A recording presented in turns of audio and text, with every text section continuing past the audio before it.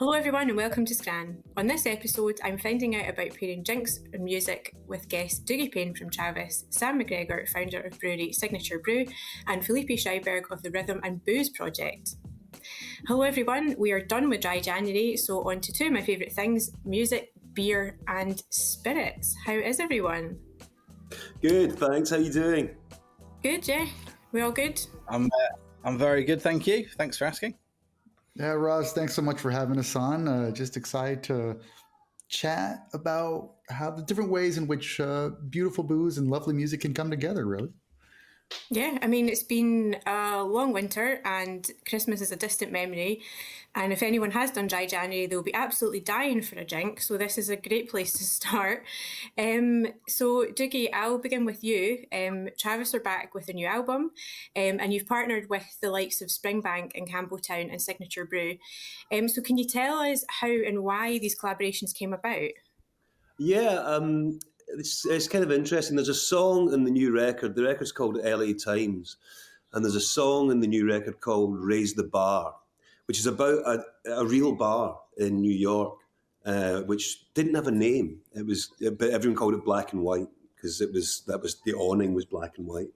And our friend Johnny T had this bar, and during COVID, it was the best bar. It was amazing. It was like all the bands that passed through New York hung out there. We filmed a video in there once. It was just everyone was super cool. The drinks were great. Cheap. Nobody cared who you were, what band you were in. It was just a great place to hang out.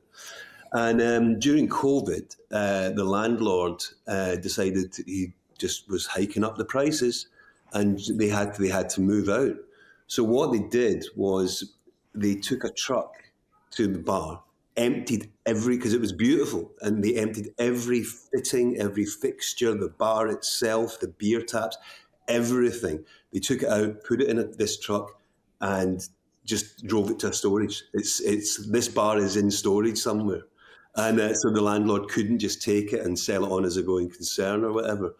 So we loved that place. And the song, Raze the Bar, R-A-Z-E, Raze, is a kind of imaginary last night in that bar because we never got to say goodbye to it. And so there's a line in it, Johnny and Jack are drinking whiskey and beer. And so all the characters in the song are real people. And so when the opportunity or the idea came about why don't we have a whiskey and have a beer? And so the Springbank people up in Campbelltown came to Glasgow and we did a tasting with those guys, and they were really enthusiastic about doing this limited one. I think it was one cask or two casks. It was something like 280 bottles, extremely limited. I think we got one each, put it that way. And so that came about, and Sam, our manager, had seen the Signature guys and their collaborations with musicians and thought that it would be great to have our own whiskey and beer. And so we ended up going to the brewery down in London and met the guys down there. And we're so impressed with their knowledge and their enthusiasm, and it just seemed like a really good marriage. So we have got our own whiskey and our own beer now. Have you tried both to the song? Have you sat and listened to it and had your sort of half and half? Do you know what? I haven't actually done it to the song, but I have. I've had a beer on stage, kind of before playing the song. But it's a lovely thing, you know. It's just a nice kind of tie-in. The whole thing just ties up really nicely. And Sam, that brings me to you. So you've created this beer. Can you just sort of go back and tell us a bit about your business and how you do what you do? Yeah, sure. Yeah, of course. Basically set up Signature Brew in 2011 with my cousin. He's a brewer, and I'm a pretty. I've been told to stop saying this, but I'm a pretty average musician. I could be the worst trombonist on this podcast, but we're not sure. But let's go with that. And I basically was touring musician, and I worked in the music industry, and just got tired of drinking terrible beers at gigs, which I think is still, 13 years along is still a problem. So we thought, well, how can we fix this problem? We'll make a beer with some musicians, and that'll solve the problem. They'll have to sell it at the venues. We can sell it to their fans. We were super passionate about beer, and we wanted to bring it into where live music was happening. So we did that, and since then we've worked with more musicians and bands than any other beer company in the world, and we've become known for that. So lots of different bands. I'm sitting in a room now with all different pictures of bands that we've worked with, from the Libertines, the Rifles, Subways.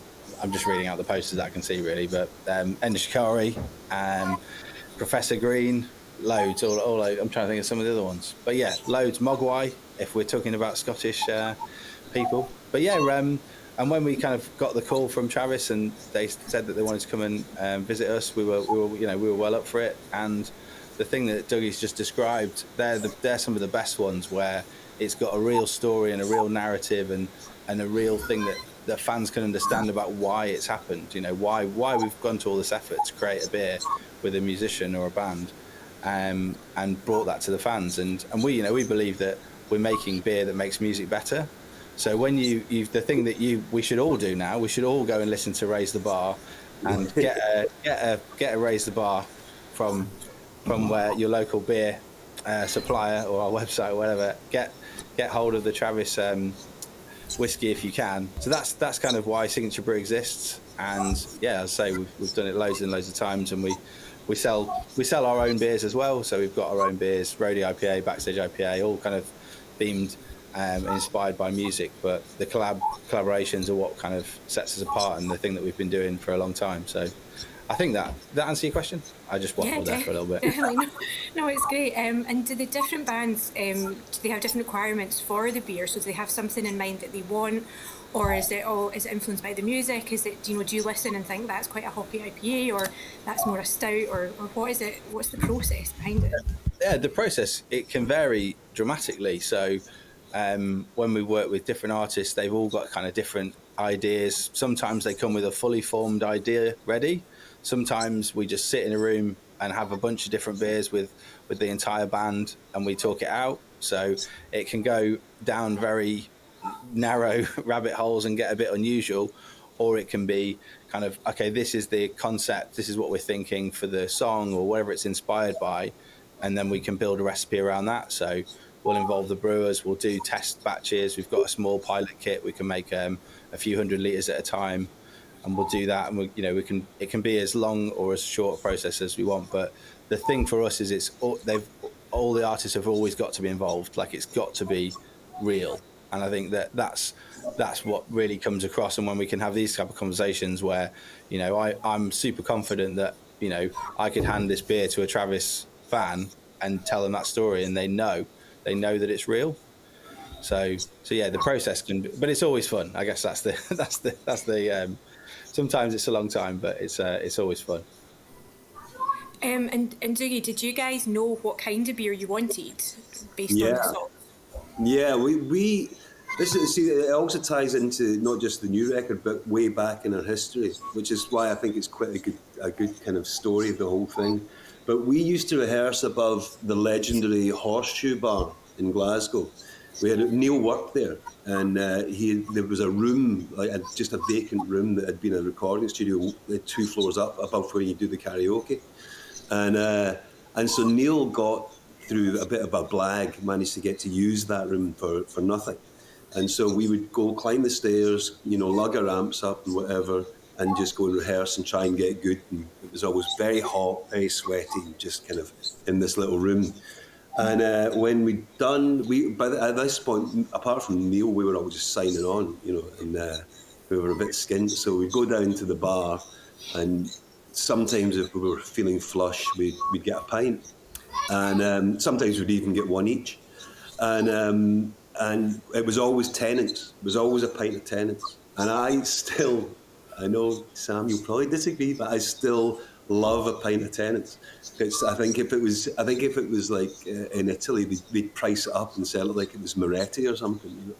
But I think it's a cold, clean pint of Tennent's was just at that point the best thing in the world. And so we kind of wanted to take that idea, what that was like, and what it felt like after a kind of hard evening's rehearsal.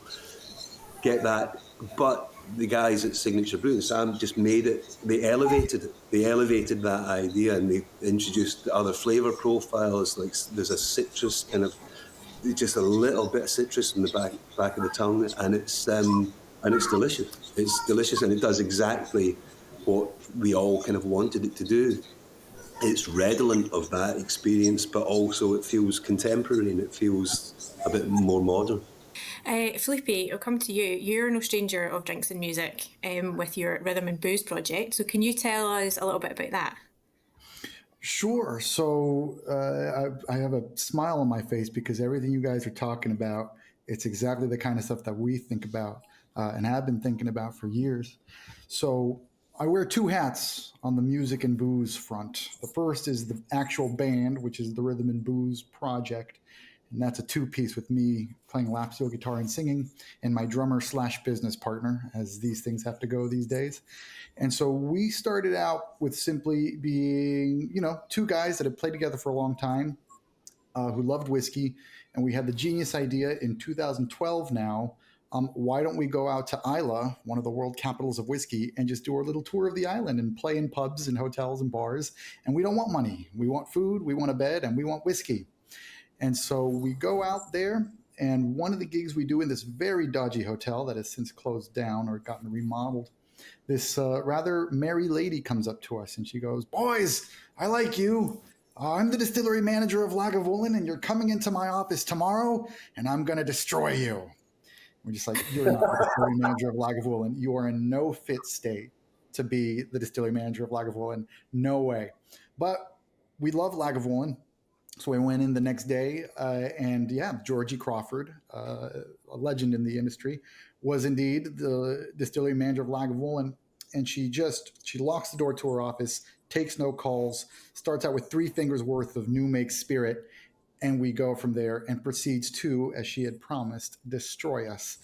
During that session, she says, "Hey, you boys should play the Fay Shield." And we're like, "The what? And it turns out there is a whiskey festival that lasts over a week every year. So thanks to Georgie, we started playing the Faish as a two-piece. Our first festival was in 2013. We've been going every year since and playing there at a bunch. We've played almost all the distilleries by this point, done all kinds of little things there. And over the course of those gigs, after a few years of doing that, we were thinking, well, hang on, these are some of the best gigs we've ever done. Why don't we do this the rest of the year? So we started putting together what we call our music and whiskey nights. So it started out with what we call half gigs, half tastings, half house parties. We get 8 to 10 whiskeys.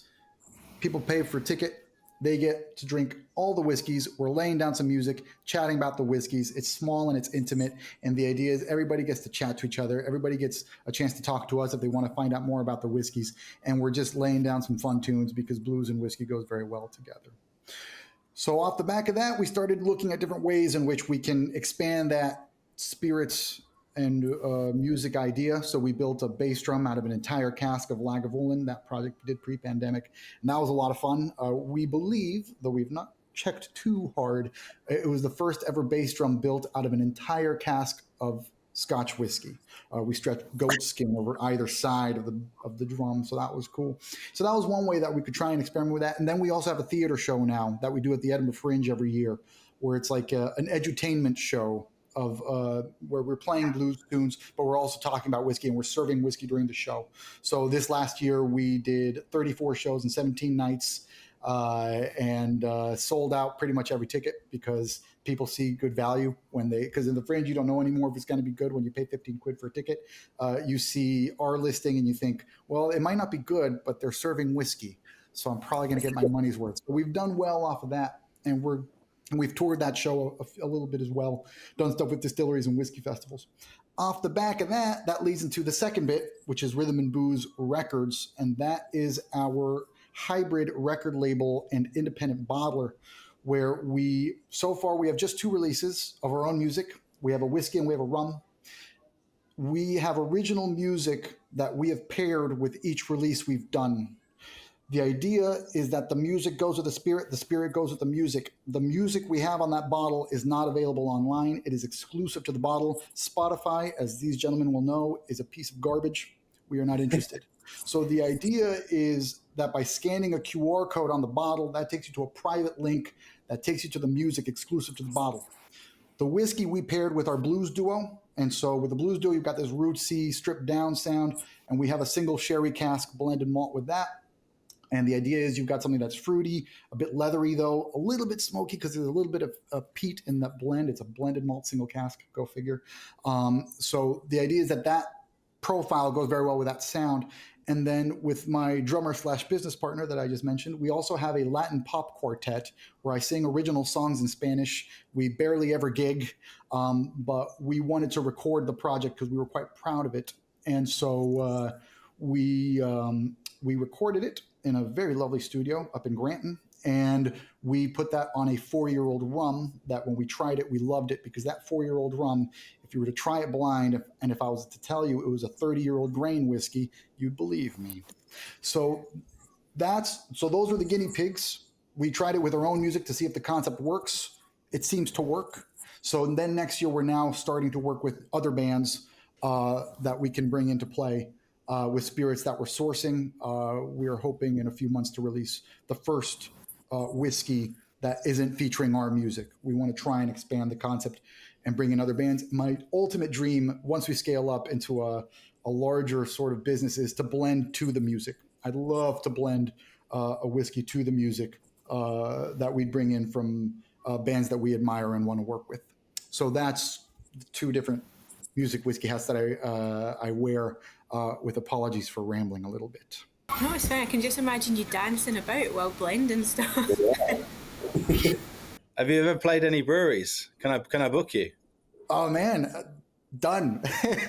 Yeah, done. Yeah. We've have I played? No, we've not.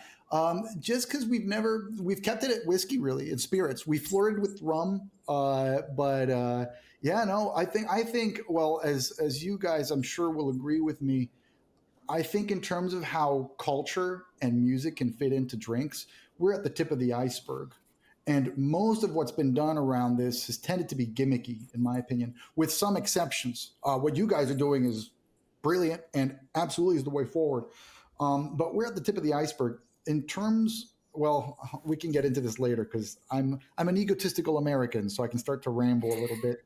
But the opportunities of, especially with whiskey in particular, where the sales have been really bad, and where people have found this whole premiumization thing quite off-putting, I think the solution is culture and the arts. And there's such an opportunity there that brands are not getting and not grabbing. So yeah, I think this is an important thing to be able to do. And in doing so, you're helping support the arts, which are getting so starved across the board as well. I think like I say, a lot of the music and drinks marketing in the past has been, gimmicky, crass. It's literally, I probably shouldn't go on to a national podcast and start naming major brands, but it's just, I think big brands thought they could buy it, and I think the reason that they get it wrong is it's hard. It's complicated. It's culture, and you have to have a level of understanding of it to be able for it to work. But yeah, I agree. I think the sort of end result of that is over time people are used to it being Reading and Leeds sponsored by Carling, and that's what they're used to. So when it starts to be a bit more nuanced and interesting, it kind of can confuse some people. So, an outline of somebody playing, drums and your beer brand, it just isn't enough. So yeah, all that stuff sounds really. We should definitely chat. Are you in Scotland? I live in the north of Poland. That was my next guess. Bit of a, And can't you tell, good sir? Yeah. So, but I lived in Scotland for 11 years. I lived longer in Scotland than I ever did in the U.S. actually. And then I was in London for a few years before we moved out here. My partner's Polish. That's why most foreigners move to Poland.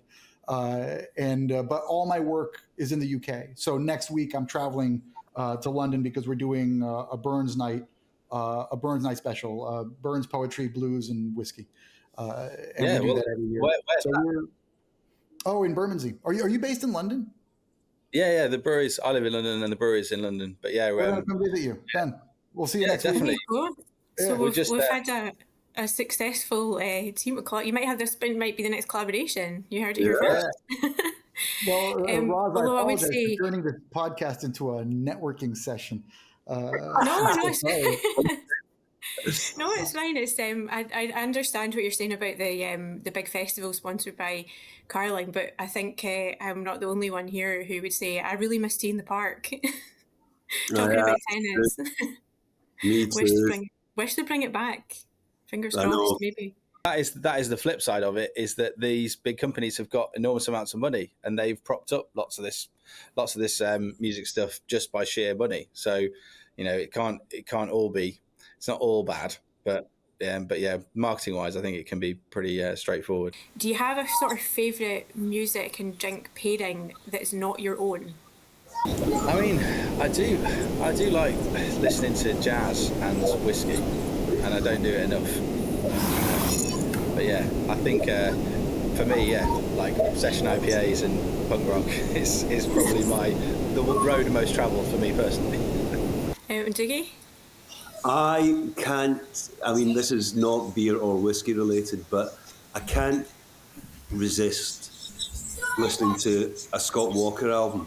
Probably Scott 2 or Scott 3 with a really good bottle of red. Can't resist it. It's a dream combination. And Felipe? Well, I mean, I'm gonna go with the stereotype. I mean, blues and whiskey is a classic for a reason, and there's a reason there's been so many blues songs written about whiskey, and also similarly, whiskey inspiring many incredible blues songs as well. There's some amazing stories there. But yeah, like classic. I mean, I'm a blues guy, but Chess Records for me is Chess Records blues from the 50s, 60s. That to me is the holy grail. You put that on with a good sort of creamy bourbon profile whiskey, or on the flip side, something intensely smoky. It'll work 100% of the time. And this whole, what we're talking about, basically really good quality drinks with music and people really taking time to listen, whether it's at home or enjoying a really good drink while at a gig. Do you think it sort of talks to the wider trend of, like listening bars in Europe and people just maybe taking a bit more time to like have an experience and enjoy themselves rather than be on their phone or like rushing about? Felipe, I'll come to you. Yes. Pretty much. It's a short answer. Yes. I think it's that the biggest shift we've seen with music, in my opinion, is through social media and streaming. Music has now become, to a big extent, consumed almost as a soundtrack, as background music to a large extent. That's the default mode of listening to it now. Now the top end songs, or so many of the big songs, the reason they find success is because of their use as TikTok songs, So that's the general trend that we've seen happen as streaming has helped shape the ecosystem of how we listen today. So where before, if you consider the romantic side of what it used to be that, you buy a record and my God, you treasured that record. And when you put it on, when you put the vinyl on, that's a ritual. It might be a simple ritual, but it's a valuable ritual that you value.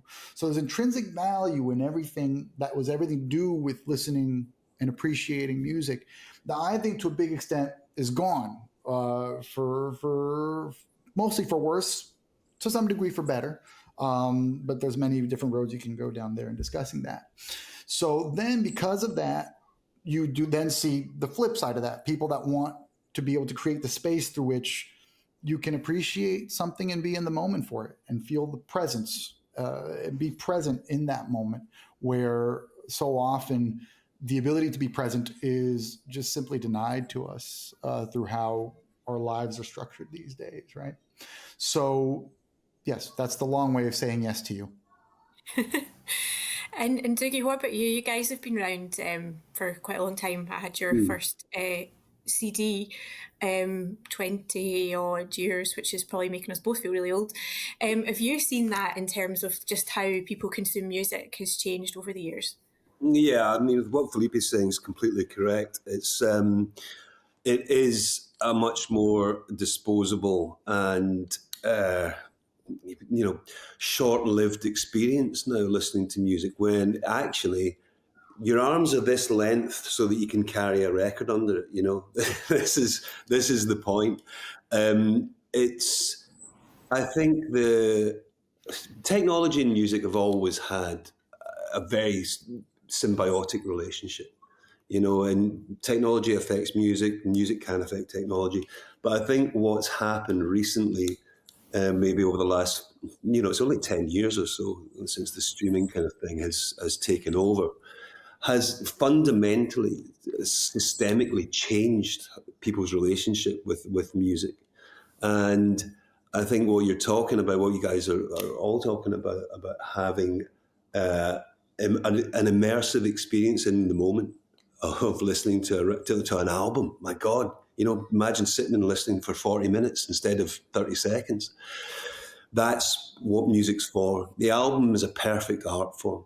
It's perfect art form. It's perfect length. It's your physical relationship with it. You're putting the needle. The whole thing is an immersive experience, and I feel like it is a shame that is kind of dissipating. There are rays of light and rays of hope. Like my kids, they are buying records now. They're keen on actually having turntables in their rooms, and but I don't know whether that's just because they're surrounded by my vinyl and they're like, oh, that's what you do.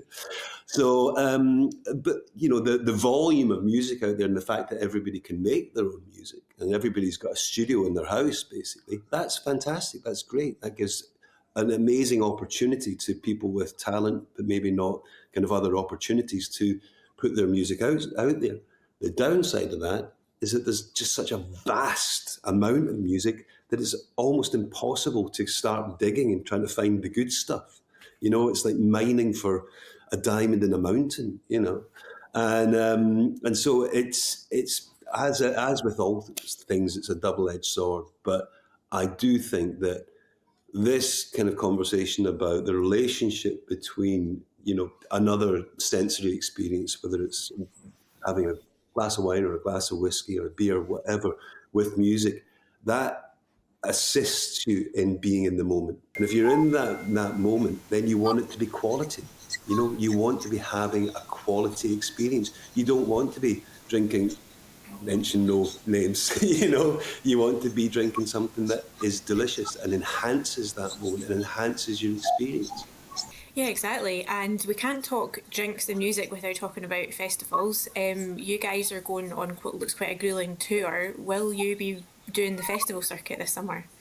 We have been touring kind of extensively the last year, and we've got a month in the States coming up. We go on Sunday, and then after that we've got a little kind of time, and then festivals start kind of late spring, early summer.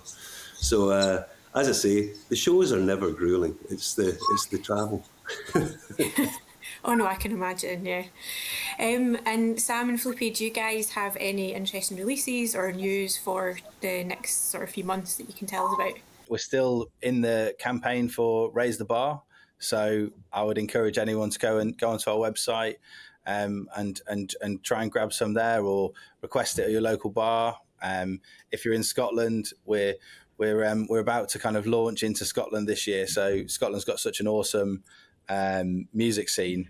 So from like the Hug and Pint, Barrowlands, I did my best ever reverse parallel park outside King Tut's when we played there, like in an ex Royal Mail van. I was so proud of myself. I had one of the first ever like craft beers when I played at Tunnels in Aberdeen. I think it might be gone now.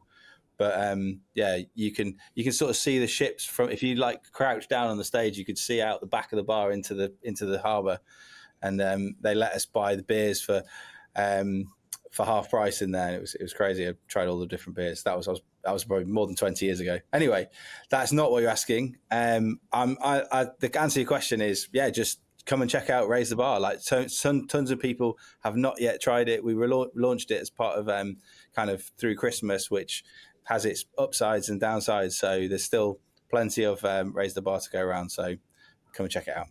And it is delicious. Yes, it is. Obviously, it's delicious. I got a little bit addicted to it over Christmas, but yeah, I still haven't actually been to a Travis show and drank the beer yet. But I know that some of the other guys at the work have, so that's awesome. I'll have to come to the American shows. Yeah, do it. or smuggle it into one of the festivals. Oh yeah, If it's Glastonbury, you don't really have to smuggle it, so that's good.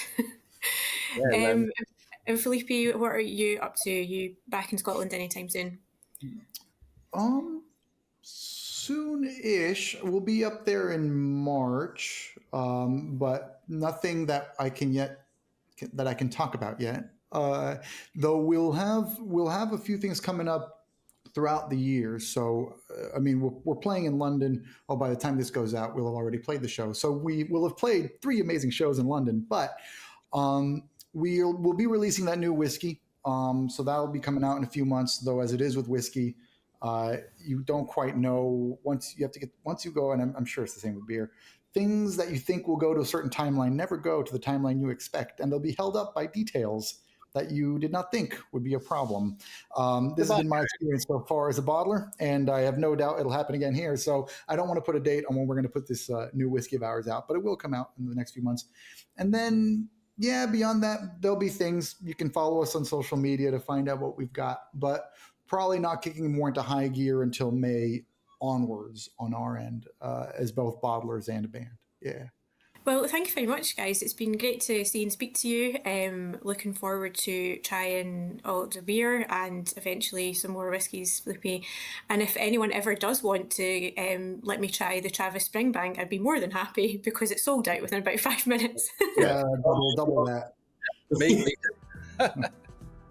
Thanks to my guests for joining me on this episode of Scran, and thanks to you two for listening. Please remember to rate, review and subscribe, and we'll be back very soon with some more stories from the Scottish food and drink industry.